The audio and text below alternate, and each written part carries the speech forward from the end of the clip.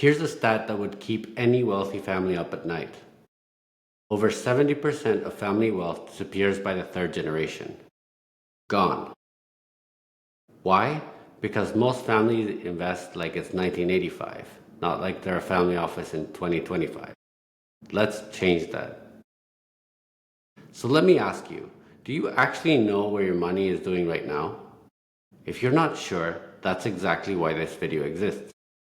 Because structured allocation, done the right way, can change everything. That stat, by the way, comes from the book Family Wealth by James Hughes, a must-read if you're serious about legacy planning. In this video, I'll show you why the family office model, especially how we allocate capital, isn't just the future. It's your best shot at preserving and growing generational wealth. Imagine having a strategy that not only preserves wealth, but empowers your kids and grandkids to multiply it. That's what we're getting into. I'm Ahmad Ashrafi. I started as a scrappy entrepreneur in Quito, Ecuador. My father is an Iranian immigrant who built the first fast food chain in the city, and I grew up learning what hustle, adaptation, and integrity looked like in real time. Like many of you, we didn't come from generational wealth. We had to build it from scratch. Later, I went to Babson College. I built a health food brand from the ground up. I exited in 2019 and used that capital to start my own family office called A9. From there, I launched Infinity 9 because other investors kept asking to co-invest with me. If there's one thing I've learned through it all, it's that wealth without a strategy is a liability. Most people don't lose their money because they took on too much risk, but because they didn't understand the risks they were taking. Stick with me to the end, and I'll give you the exact playbook I use with my own family office to structure deals, protect downside, and create lasting wealth. And wait until pillar 5, where I break down the third generation curse and how to actually stop it from happening in your family. What we'll cover today, we're diving deep into 5 pillars. Why traditional investing is broken, what makes a family office approach different, structured allocation, the architecture of wealth, real deals, a peek inside my investment playbook, and avoiding the third generation curse. And somewhere in there, I'll share one allocation model I wish I knew 10 years ago, something most advisors never talk about.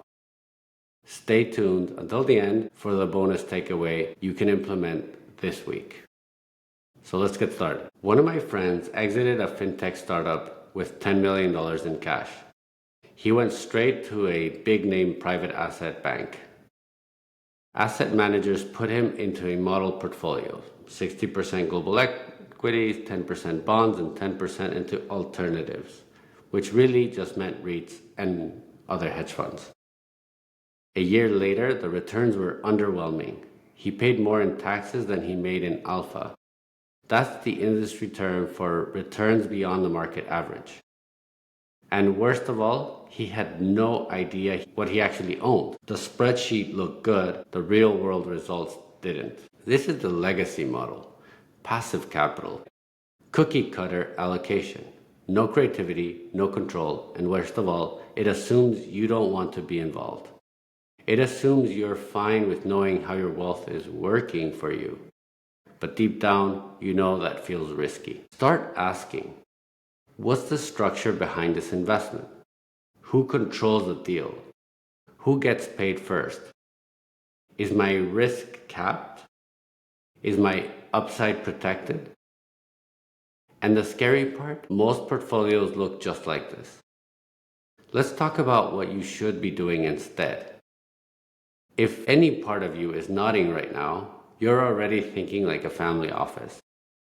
Let's level that up with pillar 2. What makes your family office approach different? After I exited my company, I met 3 different wealth managers. None of them asked me about my risk tolerance, liquidity needs, or goals beyond market rate returns. I realized I needed to think like an institution, but act like an entrepreneur. That's when I started a family office doesn't just manage money. It allocates capital with purpose. You build your own framework. You structure deals your own way. You can co-invest, create your own preferred returns, and structure downside protection. One of my deals, a 30-unit apartment building, which was $6.2 million valuation, I didn't just buy it. I structured a preferred equity stake that paid 8% annually with a kicker if they exited above a certain IRR. I set up an internal investment committee, even if it was just me and a CPA. I started grading deals based on risk, control, or cash flow. Later, I'll show you how this kind of thinking led me to a 2.4x return in under 3 years on a deal institutions ignored. Now, let's get into the meat of it. Structured allocation, which is pillar 3. I believe structured allocation equals wealth architecture. Think of your capital like building a house. Would you hire a random contractor, give them a check, and say, surprise me? Of course you wouldn't. You start with a blueprint. Structured allocation is the blueprint of what you do with your wealth. Think of each bucket like a room. Some are built for rest, some are built for work, some are for guests. Every dollar has a purpose. When I first tried this, I built out 4 capital buckets on a whiteboard in my office. It completely changed how I saw my own money. Suddenly, I had clarity, not chaos. If you're wondering where to even begin, this is how I categorize every dollar I invest. I break my allocation to 4 buckets. Core real estate, which is stable, cash-flowing properties with tax benefits. Structured debt, short to mid-term lending with collateral and predictable yield. Active equity, which is operating businesses or assets where I can negotiate terms. And opportunistic. These are the moonshots. Land entitlement, distressed credit, early stage capital. In California, we structured a bridge loan and a commercial asset. It was a 12-month term, 11% interest, collateralized at 60% LTV. The borrower was motivated, the asset was strong, and we layered in a personal guarantee. That's not just yield, that's asymmetric risk reward. Start labeling your capital by its purpose: growth, income protection, or legacy. Assign your deals to those categories. You'll be shocked how much clarity this creates. Coming up, I'll show you how this framework saved a deal in Florida and turned it into a home run. Want to see how this plays out in real life? Let's talk deals. A deal came across my desk in South Florida. It was a 55-unit multifamily. The seller was aging. He wanted out. Additional buyers passed it because they needed a $1.2 million in capex. This deal nearly fell apart until we restructured it with one key clause. We structured it with a JV with the operator. We came in as a preferred equity with 9% annual return plus 20% of the upside above an IRR threshold. The result was a 2.4 equity multiple in under 3 years. Why? Because we structured it before we even funded it. In Latin America, we structured a deal involving agribusiness land. Locals couldn't get financing, but the land was undervalued and cash flowing.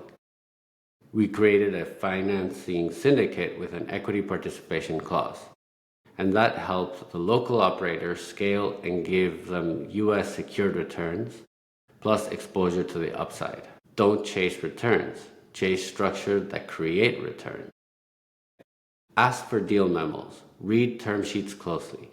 Focus on control provisions, priority payouts, and tax treatment. But what's good is all of this next generation loses it all. Pillar 5, avoiding the third generation curse. Imagine 2 families, both have about $50 million in assets. One hands the kids a trust fund with no education. The other one brings them into investment meetings, explains structures, and creates a family mission. One becomes a cautionary tale, the other one becomes a dynasty. I work with a family whose patriarch was a textile magnate. He created a family office with investment memos, family retreats, and even case studies on past deals.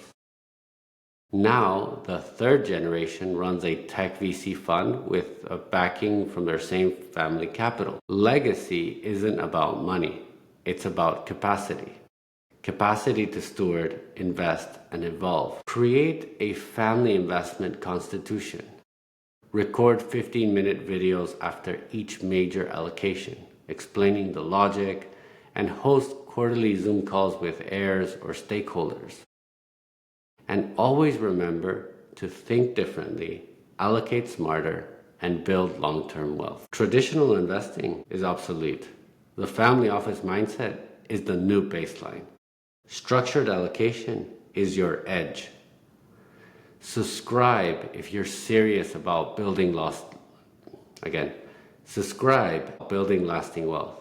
Comment below with your biggest challenge around deal structure or legacy planning. Think differently, allocate smarter, build long-term wealth.